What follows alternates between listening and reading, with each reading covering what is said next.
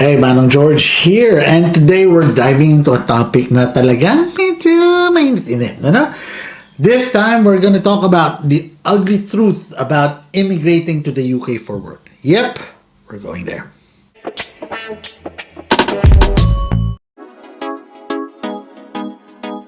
Central London OSCE or London Hospital OSCE. You decide. Our Central London purpose-built NMC OSCE course and practice rooms include all of the equipment you need to practice for your NMC OSCE exam. You get the same expert team by your side, the same expertly prepared materials, and now a dedicated space built just for our international and return to practice nurses. Learn more at www.oscenurses.com.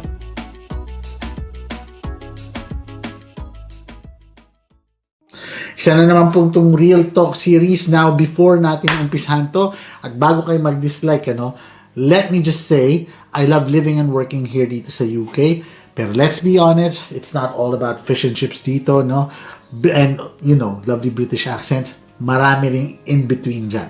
So, don't forget to hit that like and subscribe button and ring that notification bell para ma-update kayo sa ating mga bagong videos that we do every week. So let's start with the real talk. Unang-una sa listahan natin, discrimination. Alam ko, the UK, maririnig nyo, mas positive ang reviews ng UK than other Western countries siguro, or European countries siguro. You may have seen some comparisons online. Pero nakakalungkot mang isipin, may discrimination pa rin. Whether it's microaggressions like, you speak English really well for a Filipino, or as if parang hindi naman tayo naging English back home, to more outright discrimination sa workplace, like minsan you can get patients, very personal experience, very rare. I think in my nearly 14 years experience, parang once lang nangyari sa akin to na yung mismong pasyente didn't like me because I'm a Filipino. Filipino? That's racist. What I have to say about that, marami pang story about discrimination in the workplace, whether pasyente yan or colleague, maraming ganyan. Pero what I need to say here right now is what's important. Hindi siya madali, but remember, you are never alone. And there are ways, right ways to combat discrimination. It's very important na alam mo that you have your rights. And you could always speak up when these things happen. Remember, your employer should support you on this, or if not, you have to have a union to back you up. Gusto mo ba ng extra £15 free sa iyong padala? Well, let me walk you through kung paano yan with Taptap Send. So first of all, download the Taptap Send app either on Apple Store or Google Play. Input your details, including your country and your phone number.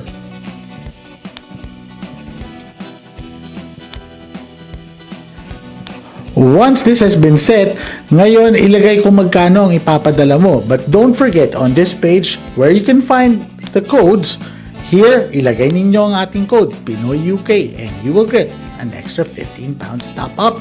Next, ilagay mo ang details ng iyong pagpapadalhan at kung paano mo sila padadalhan. Now remember, this transaction is free. Mabilis dahil app na lang yan. Wala ka nang kailangan puntahan at di mo na kailangan tumawag pa. So don't forget to use our code PINOYUK for an extra £15 on your first padala. So ano pang hinihintay mo? Mag-tap-tap ka na! Next na real talk natin, bureaucratic hurdles. It starts even bago ka pa makatungtong sa UK. What do I mean by that? Pero kung narinig nyo na yung word ko, bureaucratic, medyo big word, no? Huwag nyo na pa-spell sa akin. What I mean by bureaucratic hurdles is yung paperwork, no? Bakit? Paano ba pag nag-apply ka sa UK? Di ba, nandyan ang application, nandyan ang interviews, nandyan ang qualification validations. Oh my God, ilang test ang kailangan mong i-take bago ka makarating dito, di ba? And then, pagdating mo dito, pa nagtatapos dun yung papel, andyan ang credentials mo na kailangan i-check ng, pag nasa NHS ka, papakita mo pa yon. Andyan yung paggawa mo pa ng bank accounts, housing, lahat yan would take, parang kasing mag-uumpisa kang from scratch. And all of that, dahil wala ka namang file dito, you have to create it. So you have to prove yourself. So ang dami mong gagawin. So it's a lot of paperwork. Pero don't worry, in the future, pipiliin natin kung ano yung pinaka-importante sa inyo na mga bago dito sa UK, and we will help you with that. Abangan nyo lang yung mga susunod naming videos na para mapadali yung mga process na ganyan para sa inyo. Now, working in a new country, lalo na doon sa mga first time mag-abroad, you can't help it. Homesickness. So, talking about homesickness, nakakamiss talaga ang Jollibee. Pero wag ka. Ang UK yata ang isa sa mga bansa na may pinakamaraming Jollibee outside the Philippines. I'm not so sure, pero I think sa Europe, definitely. Meron tayo at least, teka lang, on top of my head, dalawa sa London, isa sa Reading, isa sa Scotland. And I think, on the top of my head, 5 yan or 6 dito sa UK. So, meron. Pero, iba pa rin. No? Iba pa rin ang Pilipinas. It's very tough kasi hindi lang sa kaibigan ang mapapalayo, pati rin sa sarili mong pamilya.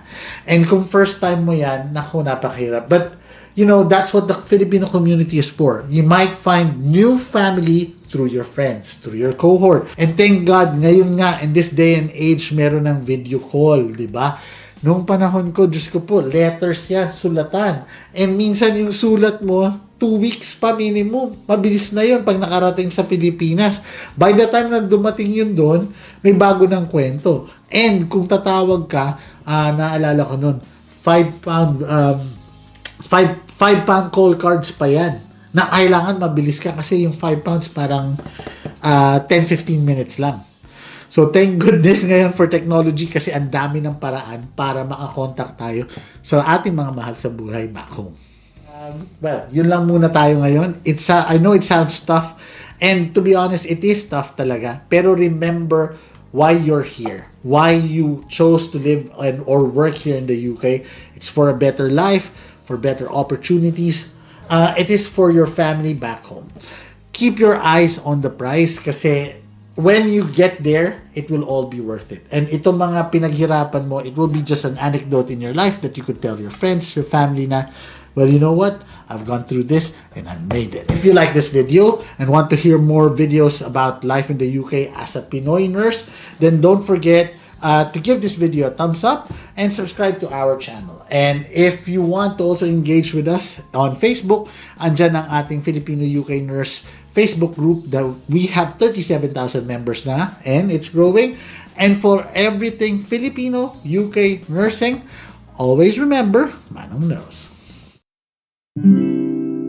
Manong knows best, put your worries to rest when staying in the United Kingdom. Manong knows best.